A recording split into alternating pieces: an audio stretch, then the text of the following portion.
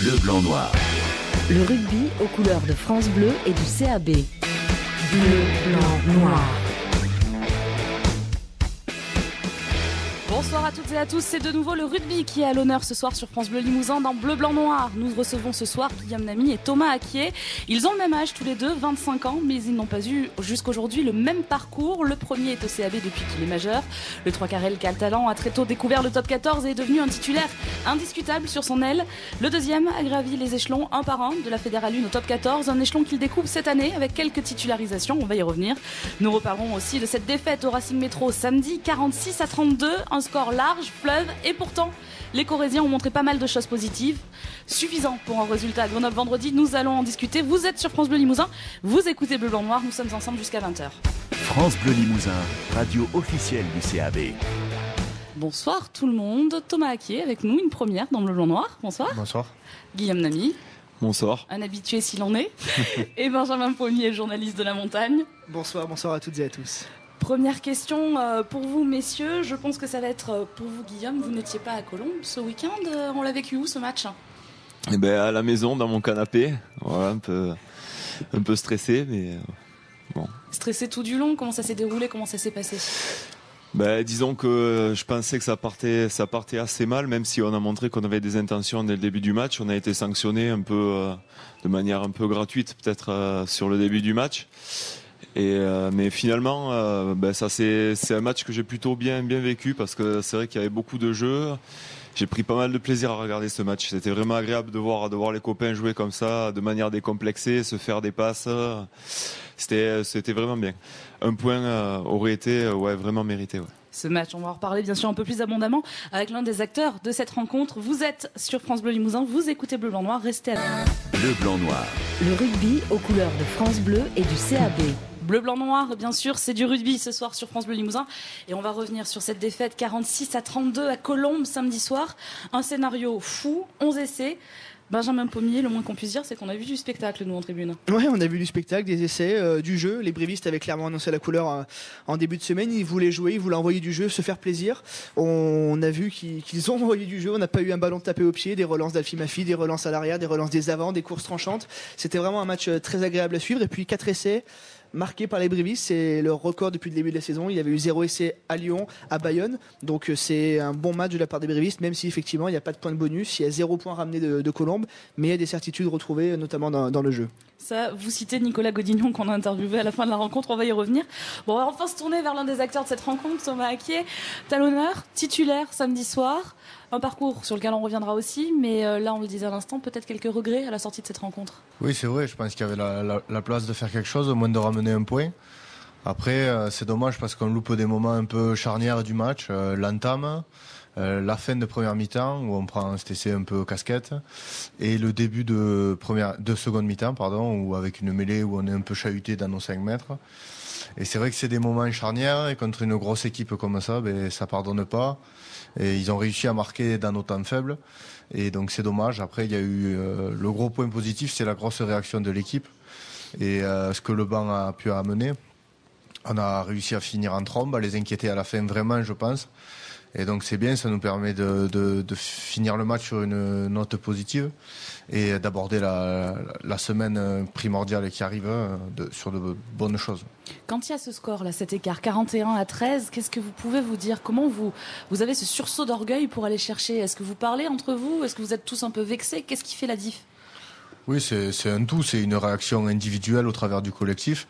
Donc ça, c'est très, très intéressant pour la suite. Tout le monde a eu à cœur de prouver qu'on n'était pas si loin que ça du Racing et qu'avec une réaction, on pouvait les inquiéter et même les mettre à mal, puisqu'on a réussi à marquer 2 ou 3 essais dans cette période où vraiment on a réussi à enchaîner les bonnes actions et c'était un temps fort pour nous. Il vous était demandé de prendre plaisir sur cette rencontre, ça a été le cas ? Ouais, par moments, oui. Il y a eu des moments plus durs. C'est vrai que le Racing, c'est très puissant, ça détruit. On a été un peu faible dans on a manqué de répondants sur les chocs, sur les duels. Donc ça, c'est dommage. Mais après, c'est vrai que jouer des matchs comme ça, on joue au rugby pour ça. C'est des grosses équipes, c'est une grosse ambiance. Donc c'est vrai qu'on prend du plaisir. sur des gros rendez-vous comme ça. Au moment de cette remontée folle, j'ai posé la question à Guillaume derrière son écran, voir ce qu'il a pu ressentir. Pour vous, c'est quoi? C'est le Racing qui s'est relâché ou Brive qui a redressé la tête? Je dirais que non, c'est vraiment nous qui avons gardé, justement, on ne s'est pas éparpillé. Quand on a pris un peu l'eau en début de seconde période, on a continué sur cet état d'esprit d'entreprise et de jeu, d'initiative. Et je pense qu'on est resté constant dans cet état d'esprit, et c'est ce qui nous a permis de rester au contact dans ce match. Et voilà, je pense pas. Après, peut-être que le Racing a baissé un peu pavillon, mais si on regarde bien, les gens ont dit ça, mais si on regarde bien les actions, c'est vraiment nous qui provoquions à chaque fois cette défense du Racing et qui arrivons à trouver les brèches. Donc je pense que c'est vraiment cet état d'esprit qui a permis de rester au contact. Ouais.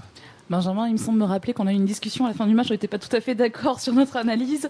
Il y a quand même eu un peu de jeu construit côté corrézien. Oui, il y a eu du jeu construit, effectivement, des bonnes relances, mais voilà, ils ont su aussi profiter des erreurs du Racing.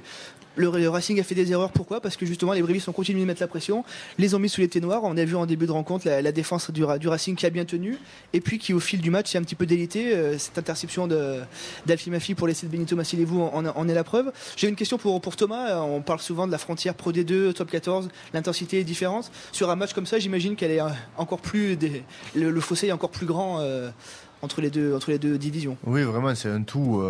Déjà physiquement, c'est vrai que les mecs ils sont bien plus costauds, ça va bien plus vite. Et puis après, il y a des choses un peu différentes, vraiment. C'est en touche, on voit que le Racing, c'est une très grosse touche. Ils nous ont pas mal perturbés, même si on a réussi à avoir 9 ballons sur 12. Mais c'est vrai qu'on n'a pas réussi à avoir des ballons très très propres pour pouvoir jouer. Et ça, c'est vrai que c'est le gros pas différent par rapport à la Pro D2. C'est la touche, c'est quand même un autre monde.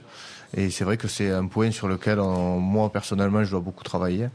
Voilà, ça fait quelques performances, quelques parties où on arrive à être quand même à tirer du positif de notre touche et à avoir quelques ballons à jouer. L'autre phase de conquête, c'est la mêlée. On a une question d'auditeur, Daniel d'Argental. D'où viennent les problèmes récurrents sur les mêlées? Et vous, est-ce que vous ressentez une vraie différence là aussi entre Pro D2 et le Top 14 Racing Métro? Non, mêlée, pas tellement. Au final, je trouve que la mêlée, ça reste la mêlée, que ce soit en Pro D2, en Fédéral 1 ou en Top 14. Après, c'est sûr que ce qui est différent, c'est qu'il y a tout le reste, les actions autour, donc on doit être beaucoup plus réactif et beaucoup plus près rapidement.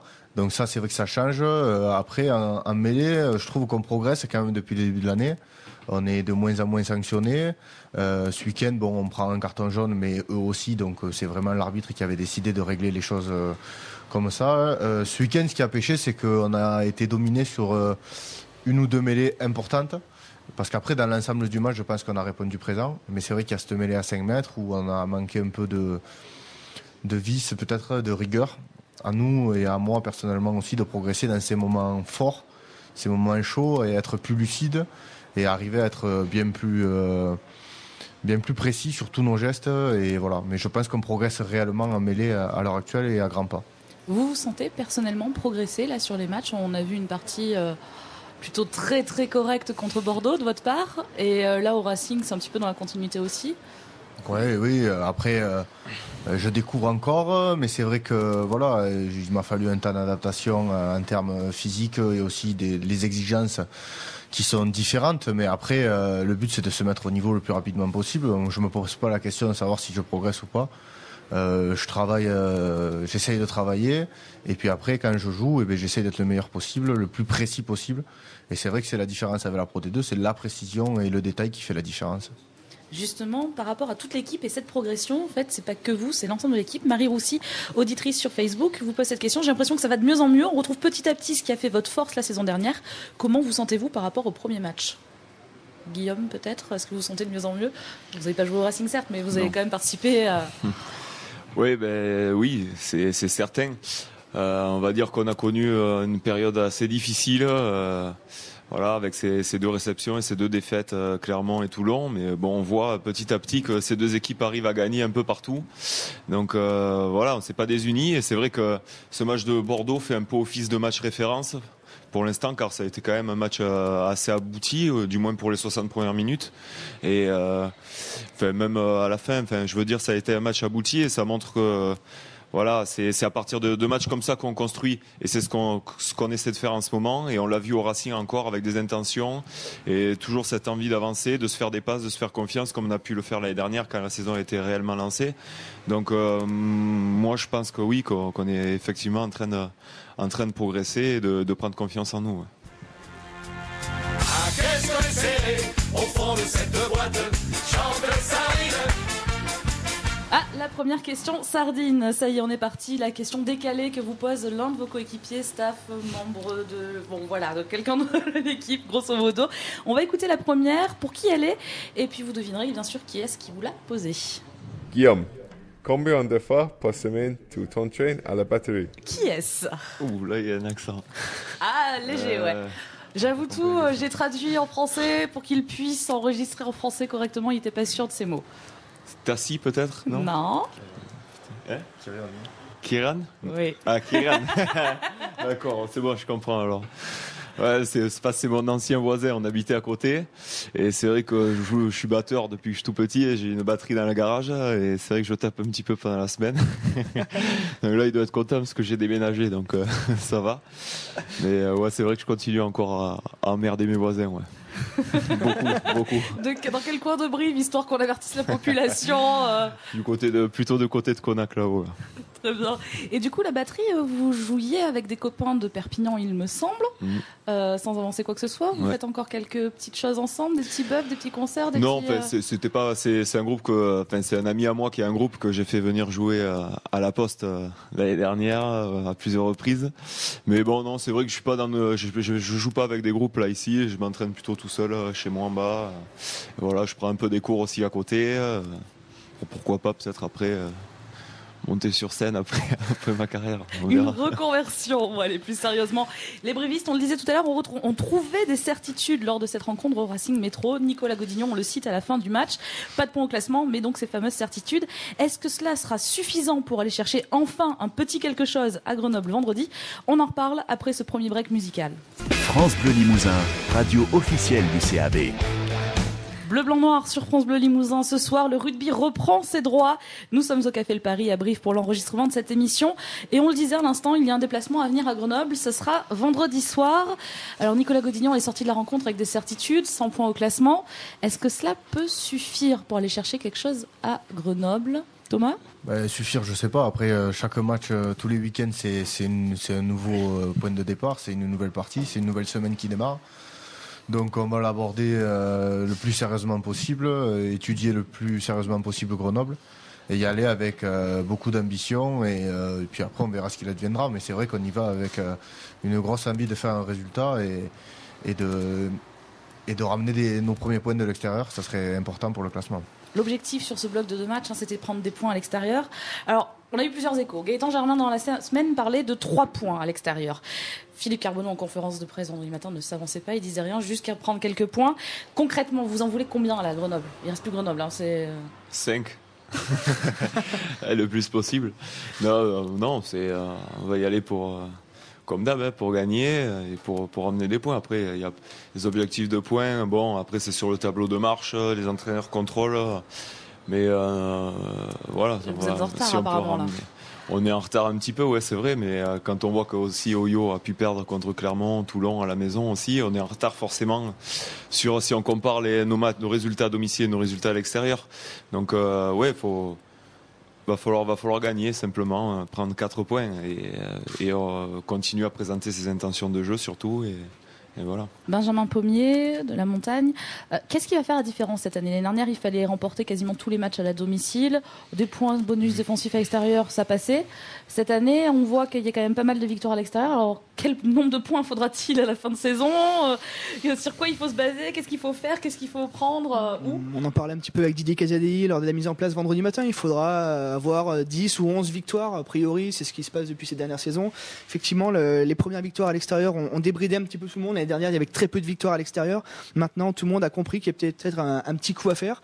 Maintenant, pour les brévistes, il va falloir concrétiser ces fameuses certitudes par une victoire, parce qu'effectivement, ça compte pas dans les statistiques, ça compte pas sur le tableau de marche, mais les brévistes Brévis vont mieux. Il faut essayer maintenant de matérialiser avec des points. Kieran Murphy parlait de prendre 8 points sur ce bloc de saut. Ça va être un petit peu compliqué, mais effectivement, une victoire à Grenoble viendrait valider le bon travail des Brévis depuis ces 3 dernières semaines. Je me lancerai même, je dirais que c'est impossible là maintenant. Mais bon, passons. On va parler de cette équipe grenobloise. Peut-être pour quelqu'un qui connaît quelqu'un sur place, les points forts, les points faibles de cette équipe donc du FCG. C'est une très bonne équipe. Hein. Eux, ils n'ont pas trop attendu pour se lancer dans cette saison. Ils ont fait déjà de très gros matchs, notamment à domicile avec ce stade des Alpes qui leur sourit maintenant quasiment à chaque fois. Donc c'est une équipe en pleine confiance qui a changé malgré le changement qu'ils ont pu opérer au niveau du 10 avec Wisniewski qui est arrivé. C'est une équipe qui est performante, qui est hyper performante avec des joueurs qui vont vite, une conquête qui est, je dirais, assez intelligente, une bonne touche, des bons joueurs et c'est sûr que si on gagne là-bas, ça sera un exploit parce que c'est vrai que c'est une équipe qui est très en forme en ce début de saison. Et vous reparlez entre vous, vous parlez aux recrues, vous leur rappelez ce qui s'est passé l'année dernière à Grenoble. Ce match à 14-13 contre 15 est tenu, le match nul jusqu'au bout. Non, c'est vrai qu'on n'en a pas trop parlé, on n'en a pas trop reparlé l'année dernière, du match de l'année dernière. Mais ouais, c'est vrai que ça reste un bon souvenir quand même, ce match à Grenoble, avec vraiment une défense héroïque jusqu'à la fin, malgré ce carton rouge. C'est clair qu'on peut s'appuyer sur l'état d'esprit dont on a pu faire preuve l'année dernière. Il n'y a pas de chambrage là sur Thomas Sanchou pour l'instant pour le carton rouge. C'est bon, les vestiaires sont calmes. Ça va venir. Bon, en même temps, il en a vraiment pris quand même l'année dernière tout au long de la saison. Donc là, faut le laisser tranquille un petit peu. Je pense qu'il a bien retenu la leçon. Petite question d'Allébrive Rugby sur Twitter. On parle toujours chambrage. Et est-ce qu'il y a du chambrage entre un certain Julien Caminati de Grenoble et vous ici? On s'est appelé la semaine dernière, à vendredi, je crois. Et on n'a pas trop parlé du match. On parle plus nous de nos vies un peu à titre un peu personnel. Mais non, on n'a pas trop parlé du match. Mais je pense que ça va pas tarder à envoyer quelques textos là dans les vestiaires. On va attendre un petit peu encore et après on va le mettre un peu en condition. Thomas, plus sérieusement, vous vous préparez comment pour cette rencontre à Grenoble? Première fois que vous les jouez? Oui, mais comme toutes les équipes cette année, quasiment. Donc, personnellement, ça ne va pas me changer grand-chose. Comme je disais, le plus sérieusement possible. Devant, je pense qu'on va beaucoup étudier leur touche parce qu'ils ont une très bonne touche. Se reconcentrer beaucoup sur notre mêlée dès demain matin parce qu'il faut qu'on arrive à faire une bonne performance là-bas pour espérer quelque chose. Puis voilà, après, comme toutes les semaines, essayer d'être le plus précis possible. Et être vite prêt parce que le match va arriver très vite. Vendredi, c'est dans 4 jours, donc ça va aller très vite. Qu'est-ce que ça change là? Mercredi, vous vous entraînez? Il me semble, il n'y a pas de jour de repos? Oui, voilà, c'est ça. C'est la journée du jeudi. Je pense sera décalée à mercredi. Et donc on part jeudi après-midi à Grenoble après. Vous disiez à l'instant, rester concentré, c'était un petit peu ce qui avait fait défaut et qui vous avait valu d'être pas mal pénalisé, notamment en carton sur le début de saison. Vous êtes toujours les champions en la matière, 14 pour l'instant avec le dernier de Damien Jourdain samedi. Là, ça va quand même beaucoup mieux au niveau de la discipline. On a pu voir sur les dernières rencontres, que ce soit face à Toulon, malgré le score, 7 pénalités seulement sifflées contre vous. Bordeaux ensuite, ça allait mieux. Et là, le Racing Métro, seulement 9. C'est quoi? C'est la concentration? Ça y est, ça marche? Tout le monde est vigilant à ce qui se passe sur la pelouse? Ouais, le staff a beaucoup insisté là-dessus. On a une image à changer. On s'est un peu troué sur les 3-4 premiers matchs en prenant quelques cartons jaunes. Donc c'est vrai que c'est pas du tout notre image. Et donc maintenant, on est beaucoup plus rigoureux. Et on essaye de faire beaucoup moins de fautes, de se contenir dans l'agressivité. Et ça paye rapidement. Donc j'espère que ça va continuer et que notre image d'une équipe indisciplinée est terminée et que maintenant on va avoir une image tout autre. Et vendredi soir, ce sera un arbitre étranger qui va vous arbitrer, Monsieur Garner, si je ne me trompe pas. L'arbitre anglais, oui. J'ai retenu son nom. Et qu'est-ce que ça peut changer sur une rencontre comme ça, surtout quand on sait que l'arbitrage est aussi décrié que cette année? On sait que les matchs avant les périodes de Coupe européenne, c'est toujours un arbitre étranger qui arbitre. Est-ce que ça va changer vraiment la donne là sur une rencontre comme celle-là? Forcément, c'est un arbitrage qui est différent. On sait que les arbitres anglo-saxons sont moins axés peut-être sur la mêlée, sur une phase qui est quand même très très importante dans notre championnat où les arbitres français eux, n'hésitent pas à sanctionner et à pénaliser les équipes. Les arbitres prônent plus le jeu et laissent plus faire au niveau de ce secteur de jeu. On sait que c'est une grosse caractéristique et aussi voilà peut-être une intransigeance un peu sur le jeu au sol aussi où ils sont vachement plus regardants. Et voilà, nous adapter, on le sait, bon, ça sera forcément différent, hein, mais sur tous les terrains et autant pour Grenoble que pour nous. Donc il n'y aura pas vraiment d'impact sur le sort du match, je dirais. Après, voilà, c'est clair qu'il va falloir s'adapter un petit peu. Deuxième question sardine dans cette émission. Eh bien, on va écouter tout de suite qui c'est qui pose cette question. L'un de nos deux invités. Pour qui elle est, on va le savoir tout de suite. Thomas, quel gel utilises-tu pour tes cheveux? C'est Kyrian qui me pose aussi une question. Donc vu qu'il se moque un peu, on va dire que le gel il me fait pas mal depuis longtemps. C'est vrai que la calvitie arrivant très tôt, j'ai décidé de devancer le problème et de tout couper il y a de ça quelques années. Donc c'est vrai que le gel ne m'a pas fait mal. Enfin, ça intrigue un petit peu votre crâne chauve. Thomas, bonjour, j'aurais une question à te poser. Je voulais savoir pourquoi tu avais quitté cette très belle perruque que tu avais en début de saison. Et pourquoi tu te laisses pas pousser le peu de cheveux que tu as et essayer de te mettre des rajouts en suivant. Donc c'est Carbo qui me rappelle un peu le bizutage que j'ai pu subir en début de saison avec une semaine à Buja avec la perruque. C'est vrai que j'aimerais avoir le plaisir de garder les cheveux longs. Je les ai eus jeunes. Si quelqu'un retrouve des photos, ça sera à voir. Mais c'est vrai que maintenant, ça serait vraiment compliqué, vraiment pas beau. Et on va dire que je me suis bien habitué à plus avoir de cheveux parce que ça présente quand même certains avantages. Sur le rugby notamment, ça peut présenter des avantages ? Le rugby, le matin, la coiffure, ça prend moins de temps.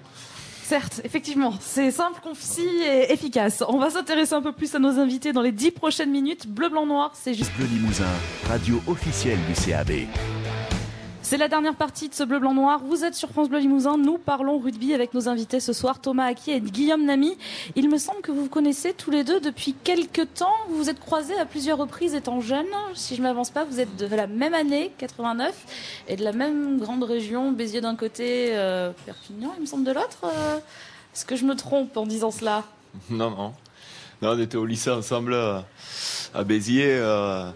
On a passé 3 ans ensemble et puis on se joue depuis minime aussi. Je joue à Béziers, moi à l'USAP. Donc on se connaissait plutôt très bien avant qu'il arrive déjà. Et vous vous croisiez donc au lycée et vous avez joué en sélection ? On a joué assez souvent en sélection du Languedoc-Roussillon ensemble.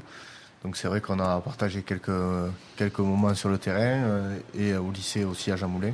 Donc c'est vrai que Guillaume a vraiment facilité mon arrivée et mon intégration dans l'équipe. Donc c'est vrai que c'était très appréciable de connaître quelqu'un de longue date pour venir. Vous vous êtes appelé là au moment où vous avez signé votre contrat à Brive ? Ouais, quand je suis venu, Guillaume m'a appelé, j'ai mangé avec lui à midi. Donc il m'a vraiment présenté l'équipe et un peu la manière de fonctionner. Donc c'est vrai que c'était très, très, très agréable que Guillaume puisse me faire partager son expérience de l'équipe.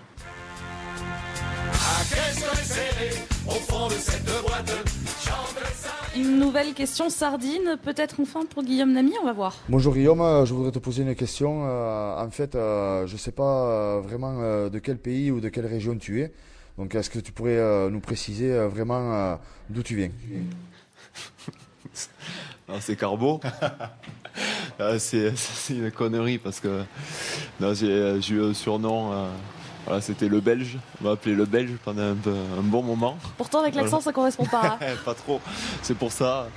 Donc, il m'emmerde un peu. Il m'appelle le Belge, un peu le catalan, un peu le machin. Donc, voilà, je suis bien catalan, oui. Et aussi briviste maintenant. Donc, voilà. 7 ans, 8 ans ? 8 ans. Ça fait 8 ans que je suis ici, ouais, maintenant.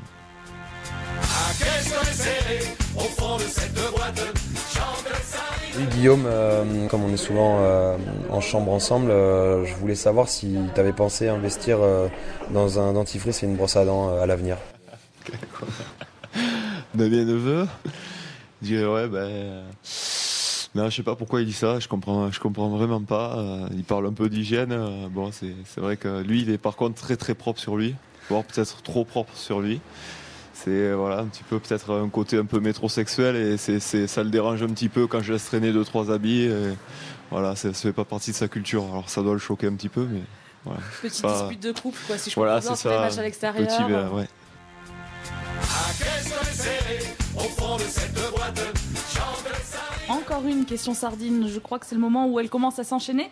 On va voir tout de suite qui c'est et pour qui. Ouais, Thomas, donc dans ton évolution sportive, puisque tu as connu la Pro D2, maintenant tu t'imposes en tant que titulaire en top 14, je voulais savoir si tu pensais à l'équipe de France et où tu allais t'arrêter. Même la Fédérale 1, il n'y a pas si longtemps que ça. Ça va vite. Donc c'est Damien Neveu. J'y passe pas du tout, c'est pas du tout dans mes projets, mais après on sait jamais. Mais déjà essayer d'être bon à Brive, ça sera une très belle chose et continuer à avancer tranquillement sans faire de bruit, ça me va très bien. Ça va nous donner l'occasion de parler un petit peu de vous. Il y a 4 ans de cela en arrière, vous étiez en Fédérale 1 à Béziers. On survient encore un petit peu en amont. En fait, j'ai commencé le rugby à Béziers en tant que Vous êtes natif de Biterrois. là-bas ? Voilà, j'ai commencé là-bas. J'ai fait toutes mes classes petits là-bas. Petit à petit, les choses se sont enchaînées. Je me suis retrouvé à participer à la remontée en Fédérale 1 de mon club de cœur. Et c'est vrai que c'était une très belle année, une très belle expérience. Et puis après, j'ai participé à l'année en Pro D2. Puis bon, Béziers descendait. J'ai eu l'opportunité d'aller à Carcassonne, où j'ai vécu 2 très belles années, où j'ai appris beaucoup de choses. Ça a été différent et vraiment enrichissant. Et puis après les 2 ans à Carcassonne, me voilà à Brive, en espérant que ça se passe aussi bien qu'auparavant et que ça dure. Bon, là, c'est un petit peu le malheur des uns qui fait le bonheur des autres. Il y a cette blessure de Guillaume Ribes, ce qui fait que, en plus de celle de François Darros, qui date maintenant d'il y a un moment, vous êtes devenu le titulaire. Il y a Louis Acosta derrière vous, mais ça se joue entre vous deux. Vous avez du temps de jeu, quoi, tout simplement. Voilà, titulaire, je sais pas, mais en tout cas, on a du temps de jeu tous les deux. Et c'est très bien pour nous, pour moi, parce que ça me permet de découvrir le niveau en accéléré et d'avoir un apprentissage accéléré, ce qui est vraiment positif pour moi. Pour Louis, ça lui permet d'acquérir de l'expérience et de jouer. Donc je pense que pour nous, comme pour le club, c'est très positif, parce qu'on est quand même encore jeune, et donc c'est bien qu'on progresse à ce niveau, qu'on joue régulièrement, et voilà, on va apprendre très vite, et le but c'est de ne pas renouveler les erreurs du week-end qu'on passe, puisqu'on fait des erreurs tous les week-ends. Mais c'est vrai qu'on progresse très vite, et le groupe qui est quand même un groupe